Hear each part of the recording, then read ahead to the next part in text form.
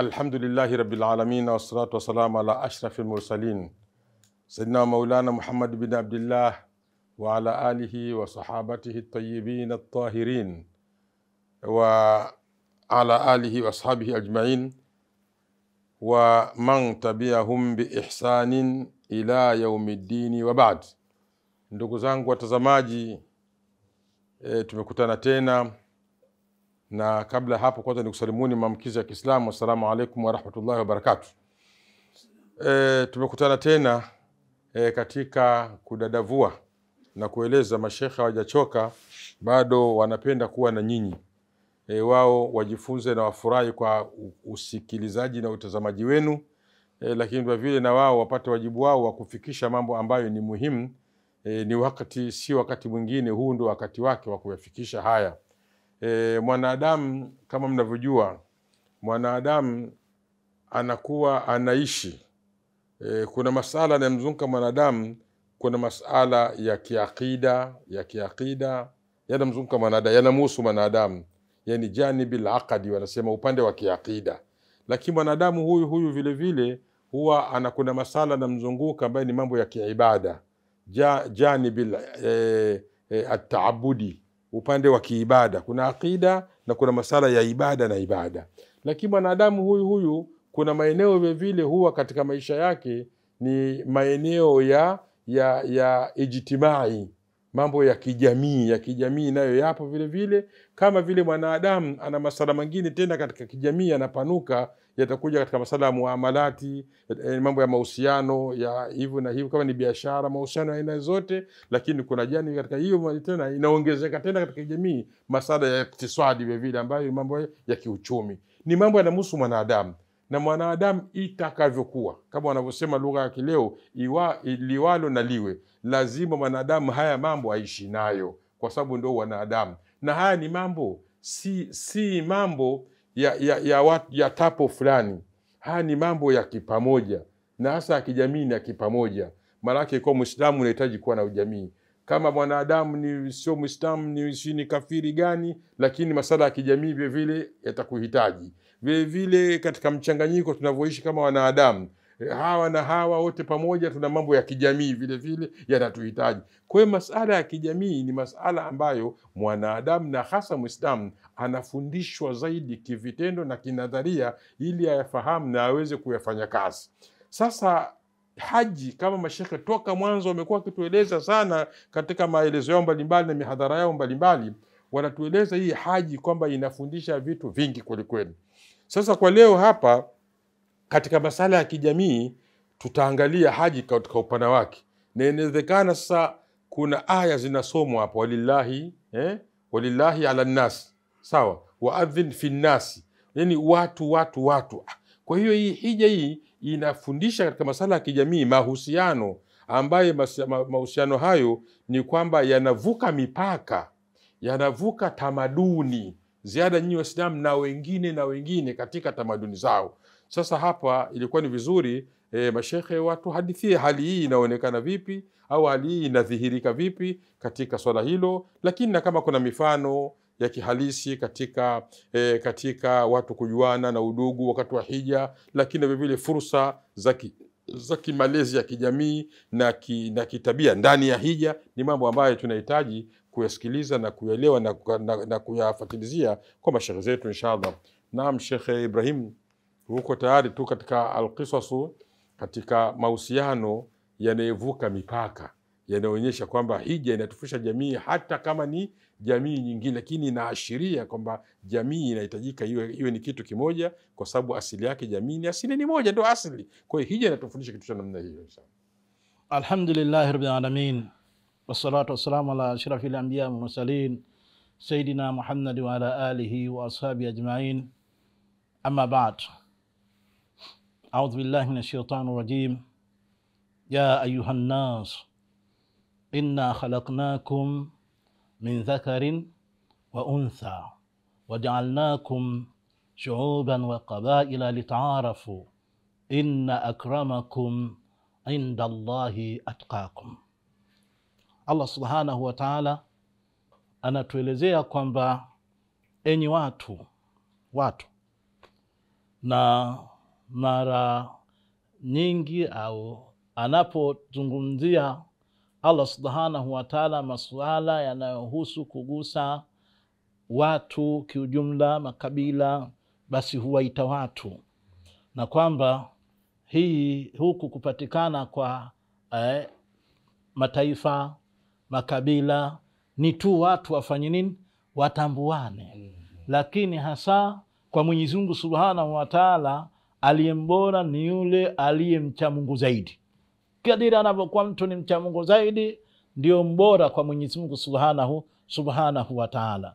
Sasa hila kwamba mcha Mungu, kwa sababu ucha Mungu kiasili hauonekani, unaonekana ishara zake tu, ishara zake. Kuna watu ukimwona tu unajua kwamba huyu mtu si mcha Mungu, kwa sababu hana zile nini? Ishara zinazoonyesha juu ya ucha Mungu. Lakini wako watu ambao unaona ishara za ucha Mungu, na sababu unapoona ishara za ucha Mungu, wewe tunahesabu kwako wewe kwamba unatakikana muhesabu kwamba huyu mtu ni nani? Ni mcha Mungu, madamu unaona ishara. Lakini uhalisia wa ucha Mungu bado hujui, kwa sababu anaweza mtu ambaye ni mnafiki akadhihirisha ishara za nini? Ishara za ucha Mungu. Na ndio maana Bwana Mtume sallallahu alaihi wasallam alikuwa akisema kwamba attaqwa hahuna, attaqwa hahuna. Chimbuko la ucha Mungu linatoka ndani ya imani iliyopo katika nini? Katika moyo wa mtu. Sasa Allah subhanahu wa ta'ala anatuambia kwamba mbora wenu ni nini? Ni mcha Mungu. Halafu ametuambia Allah subhanahu wa ta'ala, inna hadhihi ummatukum ummatan wahida, umma wenu huu ni umma huu mmoja, wa ana rabbukum fa'budun, na mimi ndiye Mola wenu, niabuduni mimi. Sasa wakati wa kutekeleza ibada ya hija, inatakikana kwamba haji akiwa anatekeleza ibada hii alete hisia hizi na imani hii kwamba huko anakokwenda, kwa sababu tangazo la hija limewaita watu ya hija, waadhin fi nnas walillahi ala nnas, watangazie watu.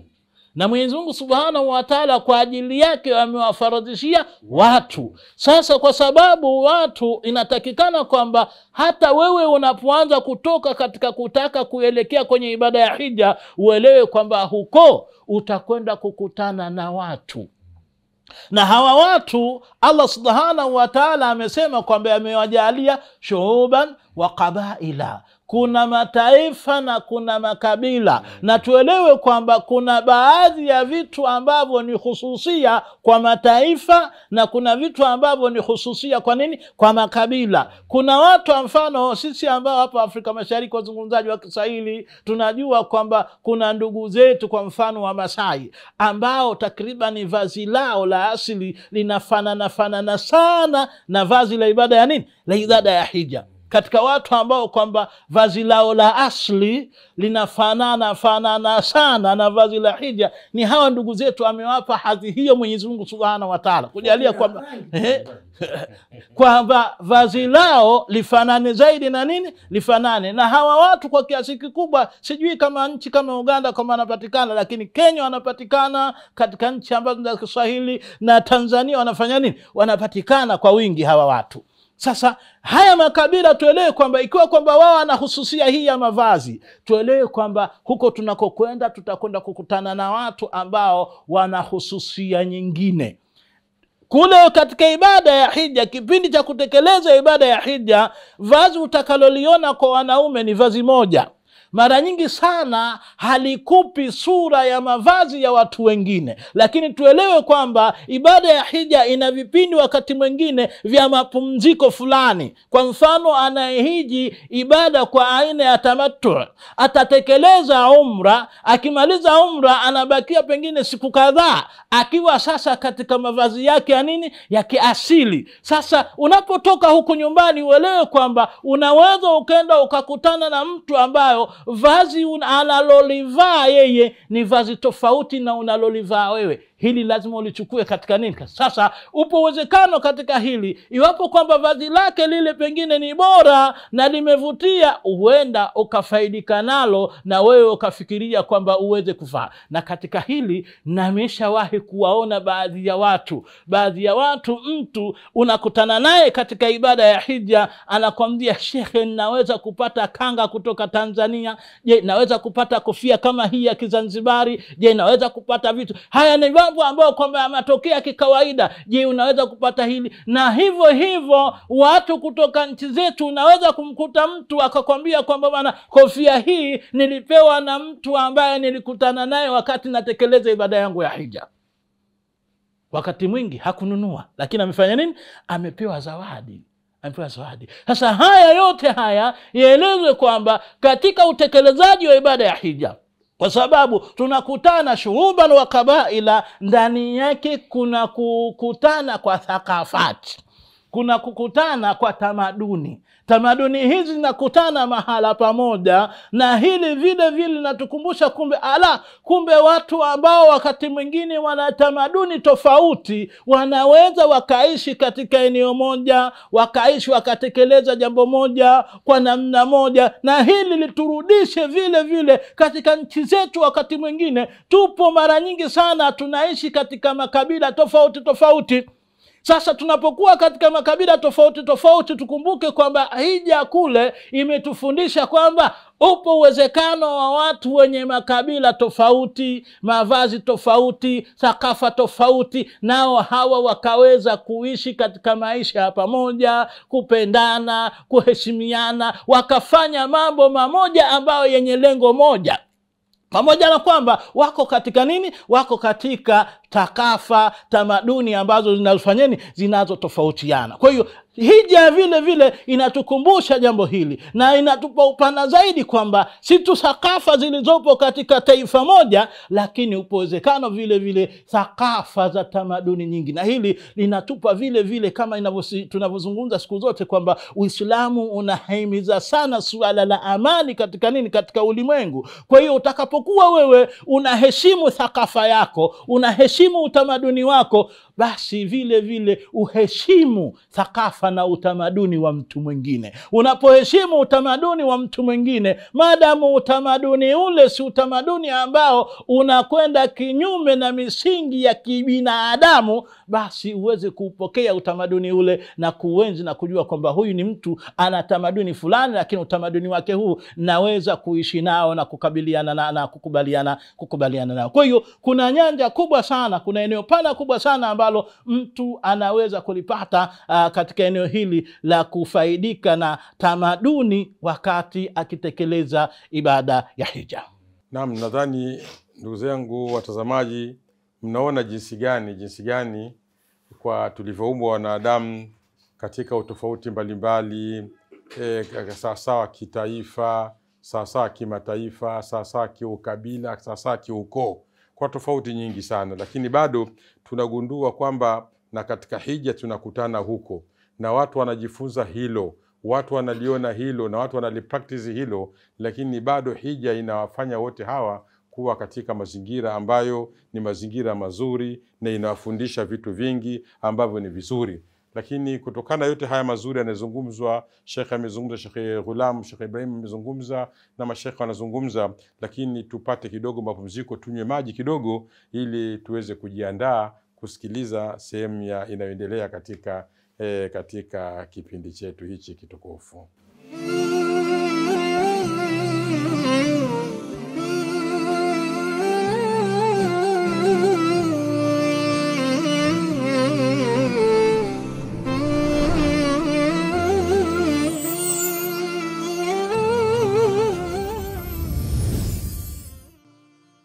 Na baada ya mapumziko mafupi hayo na sehemu ya kipindi chetu hichi muhimu sana katika kuangalia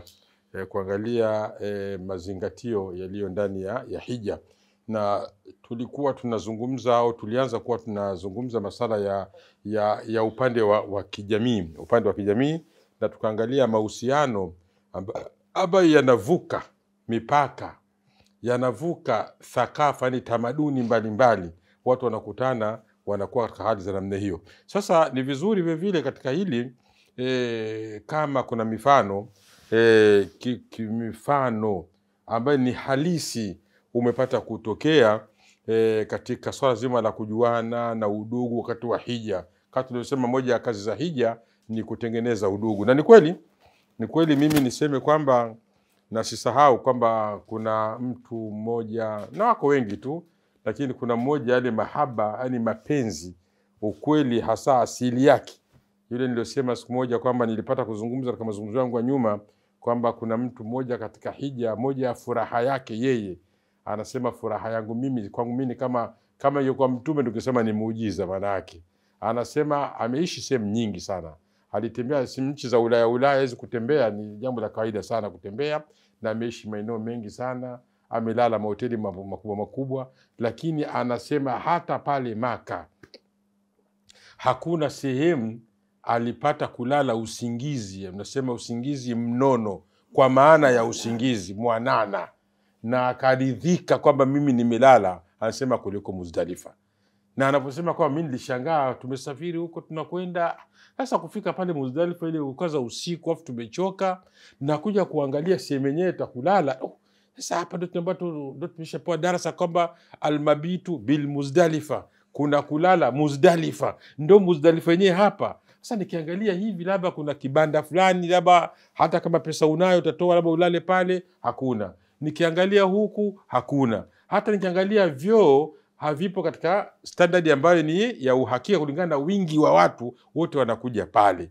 Akasema mimi nikasema nilikata tamaa kabisa. Akasema sasa hapa kama ni hija basi ndio nishakuja tena, nitafanyaje? Kutoka kuangalia pembeni naona watu wanachukua maboksi. Mtu ayote maboksi, huyo kachukua gazeti, huyo kachukua nini, yani kila mtu akivyake vyake. Sasa mimi nikaona kuna maboksi mimi nikachukua, nikaweka pembeni, mawe tu yamekaa pale, nikatandika mimi, nikalala usingizi. Anasema wallahi ile alfajiri naamshwa mimi kuswali, natamani mtu asiniamshe, manake niko katika utamu na ule umwanana ambao sijapata mimi, umwanana huu tokea sisi nimetegemea. Na huyo bwana alhamdulillah, nashukuru Mwenyezi Mungu, na mpaka leo siwezi nikamtaja jina, lakini namfahamu, alinithibitishia hivyo na akafurahi kweli kweli, na mpaka leo yule bwana ni mpenzi sana wa mashehe, anapenda sana mashehe sana, na kile kaa kidogo anakumbuka mashehe tu, na hata kama anapoandika maandiko yake lazima ataanza kuwataja mashehe fulani, atataja shehe fulani namkumbuka. Yani mpaka leo bado zile hisia, karibuni miaka 10 na sasa toka tu, lakini mpaka leo ukikutana naye story yake akizungumza, yeye anakumbuka ndio zile hisia zile. Kwa hiyo ndugu zangu, ni kwamba hija ina mambo mengi. Kwa hiyo ile kwamba visa vya waki kabisa vya kujuana na udugu katika hija ni vitu vipo kabisa, na wengi wana visa vingi tu, ile kwa sababu muda hautoshi. Lakini hichi tumekitaja kwa sababu bahati nzuri bado tunaishi pamoja na mtu wa namna ile, au bado huwa tunamuona. Lakini vile vile hii hija katika masuala ya kijamii, nadhani Sheikh utakubaliana na mimi Sheikh Twaha kwamba vile vile hija sasa tunatakiwa mambo ya kijamii hayo tuyaendee, lakini sasa hija ndio fursa yenyewe ya malezi. Yani hija sasa ndiyo fursa ya kimalezi ya kijamii na kitabia. Nadhani tutakubaliana hapo kwamba sasa hija ukiangalia mambo yake yalivyokaa ni fursa kubwa sana ya kimalezi, ya malezi ya kijamii, au ni fursa ya kimalezi ya kijamii na ya kitabia. Maana hapo tabia ndio mambo malezi na kijamii yanapatikana. Jamii nzuri yenye mwenendo mzuri, yenye tabia nzuri, yenye malezi mazuri. Sasa hija ni fursa, pamoja na kwingine katika ibada nyingine na nguzo kupo, lakini hija ina jambo kidogo la la ziada kidogo ambalo linatoa fursa. Nadhani Sheikh Twaha analiona kabisa, anaweza akatueleza vizuri kabisa na watu waelewe hivyo. Labda samahani Sheikh, kama nimkate Sheikh Twaha nizungumze maneno machache, alafu nimwache aendelee na hii kwa ruhusa yake, tutazungumza maneno machache kama taniruhusu. Sheikh, katika wakati ambapo kwamba nilipobahatika kuhiji, nikapita Mata kuhiji, kwa kweli katika vitu ambavyo vilinipitia katika akili zangu, nilikuta matangazo mengi ya taasisi za hija, lakini nikakuta kwamba wanachokizungumza kwenye taasisi za hija kwamba tutakutafuta lala kwenye hoteli, inaonesha ni nzuri zaidi, karibu na Maka na Madina, na vitu vya namna hivyo, vyakula ni hivyo ndivyo vitu ambavyo kwamba wanavyovitangaza. Sijapata taasisi ambayo inatangaza ikisema kwamba tutakujengea mazingira ukirudi umefaidika na hija yako. Bado sijapata. Mpaka mimi mwenyewe nikawa natamani kwamba siku moja kama nitakuwa na uwezo nianzishe taasisi ya namna kama hiyo. Karibu Sheikh. Shukuru sana. Ukweli ulivyo ulichokitamani kuwekea njia. Ulichokitamani kwanza ni muhimu sana. Na baadhi yetu sisi ambao tumepata mitihani, mimi binafsi nimepata mitihani kuongoza watu kwenda hija. Mara nyingi huwa hatusemi ilikuwa majina ya taasisi ni kuna kinachosomwa pale kwamba fedha hizi unazolipa zinajumuisha kadha, lakini mara nyingi huwa tunakusudia kuwalenga, na ndio maana huwa tunafanya darasa maalum tukiwa kule za kuwa brief watu kwenye ule ucha Mungu. Niseme tu kwamba hilo ni muhimu sana, ingawaje watu hawafikirii kulitaja kama ni moja ya sifa pambanuzi. Yani ni taasisi chache zinazofikiria mumayizati kwamba una nini wewe cha kipekee na hichi. Bali siku taasisi mtu anakwambieni tu, jamani safari kesho hapa reporting time saa 10 jioni. Ila mje saa 8 tutakuwa na semina ya hija. Semina ya hija saa 8 unamuelekeza kitu gani mtu? Tuache huko, lakini niseme tu kwamba hilo ni muhimu sana. Turudi kwenye dhana nzima ya malezi. Siku moja nilialikwa semina ya hija na kina mama. Sio ya hija. Semina ya mambo ya ndoa. Nikaona kabla sijazungumzia niwaulize, nikasema wengi wenu huenda mmeolewa au mliolewa na mnataraji. Ningependa niambiwe mnavyofahamu nyinyi nini hasa ndoa. Zikatoka tafsiri pale nyingi tu. Mpaka nyingine ikawa tafsiri zinajumuisha mahusiano yasiyokuwa ndoa yaitwe ndoa.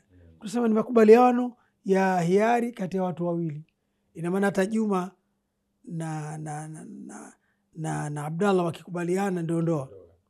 Hata Fatuma na Amina wakikubaliana itakuwa ni ndoa. Nikakuta definition imepungua. Sasa nataka nirudi kwenye malezi. Hata ulivyosema unapotaja malezi, watu mara nyingi wanafikiria kwani vitu vichanga vinakwenda hiji kule? Inakuwaje hija mpaka iwe ni msingi wa malezi? Wanalelewa vipi? 1% kubwa sisi ni watu wazima ndio wanaokwenda kule. Ukweli ulivyo, hata sisi kuharibika kwa malezi yetu kumetokana na kuwa tuna watu wazima wasioleleka. Malezi anayotakiwa kulelewa ni mtu mzima. Kwa sababu yeye ndio wanaolea wadogo hawa. Mama hakuingia madrasa, hajui Qur'ani. Mama haswali. Hivi huyu akilea mtoto mdogo, bidhaa inayotokea ni aina gani? Atatokea muhuni tu kama yeye. Wala yalidu illa fajiran kafara. Sasa tunaposema malezi sisi maana yake hatukusudii vitu vichanga kuvifunga nepi au kuvinyonyesha. Malezi lazima yaanze kwa huyu mtu mzima. Na ndio kwenye mifano ambayo hata Sheikh Ibrahim alioitaja utaona ni watu wazima. So watu wazima wanapoenda hija ndio wanaojifunza. Malezi ni jambo mtambuka. Linahitaji lijumuishe kada zote. Viongozi wetu walio serikalini wa juu kabisa, walio ngazi za mikoa, walio ngazi za wilaya, walio ngazi za tarafa, kata, kijiji mpaka kitongoji. Hawa kama wameleleka hakuna shida. Watu wakubwa ndio wenye uwezo wa kufanya maovu. Mara nyingi ukisikia mtoto wa darasa la 4 kabakwa, ni mara chache sana uambiwe kabakwa na mtoto wa darasa la 2. Utaambiwa tu ni mwalimu wake au yule mtu anauza chipsi pale shuleni. Sasa hija inalea wale ambao wanapaswa kulelewa. Inalea watu wazima. Ndio hao unawaona wanasaidiana, hata ukitaka kujaribu kuanguka anakuinua ili yeye akitoka kule sasa haya apractice kwenye sehemu zake za kazi. Mimi nimeshuhudia mwaka jana nilijaliwa kwenda hija. Kuna mtu mmoja katika mazingira tuseme labda ugeni na uzembe, Mina kule, alitoka hotelini Maka akiwa na hela zake. Wakati tushatoa darasa, jamani, kule mtu asiende na mzigo mkubwa, sababu mazingira ya udhibiti ni mdogo. Tunasema akaibiwa, au kwa lugha ya yakini akapoteza pesa zake zote, akiwa Mina hana senti 5. Basi dakika si nyingi walikuja watu wawili kwangu. Nilikuwa mmoja wa viongozi wa hija kwenye taasisi hiyo. Meshaka, tunaomba kibali, sisi waumini hapa wameguswa. Na kwenye hema lile kubwa tulikuwa taasisi ya sisi, ambaye haji wetu huyo haji amepoteza pesa na wengine, lakini waumini wale wote wa hapa waliguswa, wakawa wanaomba ruhusa kumchangia yule. Alipoteza pesa, nafikiri si riali kama 1600. Mkusanyo ulivuka hapo, akapewa. Na hao walimchangia hakuna hata mtu mmoja, sio tu ndugu yake wa nasab, anayetoka hata mkoa mmoja na yeye. Yale madhahir. Tarbia kama hii, hawa wakileleka watu hivi kupitia hija, wawe ni viongozi kwenye viongozi wetu wa kimamlaka, wawe viongozi wa familia, watalea wadogo wao kwenye haya malezi. Hii ni semina kwao. Mama mmoja alikuwa ameingia msikitini, anatoka nje, unaweza kuwa ni mfano hai, amechukua kanda mbili zake akaziangusha pale ili aingize mibano ya vidole, dole gumba na vingine, si una mbano pale unaingiza, akafaa kuteleza, akataka kwangu. Alidakwa na wanajeshi wawili, wanamwambia pole kwa Kiarabu, ingawaje hajui neno pole nini. Wanampangusa pangusa hivi, akalia yule mama, alilia. Alipolia sisi tukasema, askari kwa mfanyaje? Tuambie mfanyaje sasa? Nasikitika, hawa Waarabu si wajui, si ndugu zangu wa nasab, si watu wa taifa langu, ni maafande mimi. Wamenyanyua kwa huruma, wamekifuta kiatu, wamemvisha. Mambo haya tutayaona wapi katika ardhi bali ya hapa kwenye hija Makka al-Mukarrama? Analia kwa majonzi ya kusikitika. Mambo haya ningetarajia nifanyiwe pengine na askari wangu ambaye analipwa kwa kodi yangu. Ningetarajia pengine nifanyiwe na mtu ninayemjua kwa kuzaliwa.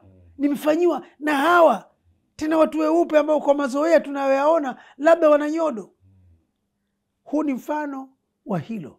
Kwa hivyo hija inafunza tarbia yake kwa kweli hawa watu ambao ni makada wa kulea, sababu katika jamii sisi tunalelewa na viongozi wetu, kama takunu walani, tunalelewa na viongozi wetu.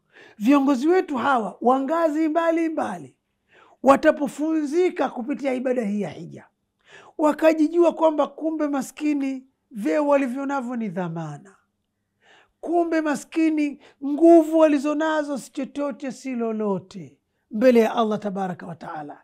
Lakini hata wale ambao wanaswali wakidhania ndo wanafanya kubwa kwa Mwenyezi Mungu, umma unaoswali pale utaona kwamba mimi mpuzi, kumbe mimi nikikosa kuswali ni mpumbavu wa kutupa.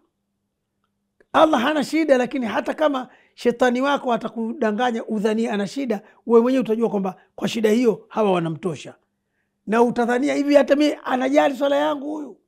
Kwa kweli unajifunza mengi pale. Tarbia yako ya kiimani, tarbia yako ya kujitoa kwa ajili ya wengine, tarbia yako ya kutodharau wengine kwa sababu na wewe umevaa shuka isiyo chupi kama yule. Hii ukirudi katika nafasi yako utakuwa we mlezi mzuri, uwe mama wa nyumbani, uwe mkuu wa kaya baba, uwe kiongozi wa kitongoji, uwe kiongozi wa kijiji, uwe kiongozi wa kata, tarafa na kwenda juu. Utajua kwamba shida, kumbe napaswa kulea vichanga vyangu hivi kwenye namna ambayo ina maslahi mapana kwa jamii na mujtamaa. Sasa tukirudi kwenye nafasi hiyo hiyo ya kimalezi, hija inalea maeneo mengine makuu ya kiuchumi. Niliashiria nyuma, hija ikifanyika kila mwaka. Hakuna nchi hata moja duniani haifaidiki na pesa za Alkaaba. Tutazungumza hayo shekhe, ni katika yake akiba hayo yatazungumzwa. Nashukuru kwamba kwa nafasi hii kama mchango wa Sheikh Ibrahim na ziada hii imekidhi, tuendelee. Jambo limekidhi vizuri inshallah, na nadhani tumeona kwamba la kushika, ndugu zangu watazamaji, kwa maelekezo ya mashekhe zetu hawa na usia wao ni kwamba anaistahiki kulelewa hasa ni huyu mtu mzima, kwa sababu akilelewa huyu yeye atapata cha kulea cha wengine. Kwa hiyo kile unavyozidi kuwa katika daraja, katika nafasi, basi wewe ndio ulelewe zaidi ili uweze kulea. Allah atuwafikishe na kupe baraka, atie baraka usikizivu wenu na utazamaji wenu na ushiriki wenu katika vipindi vyetu. Wassalamu alaikum warahmatullahi wabarakatuh. Wa alaikum salam.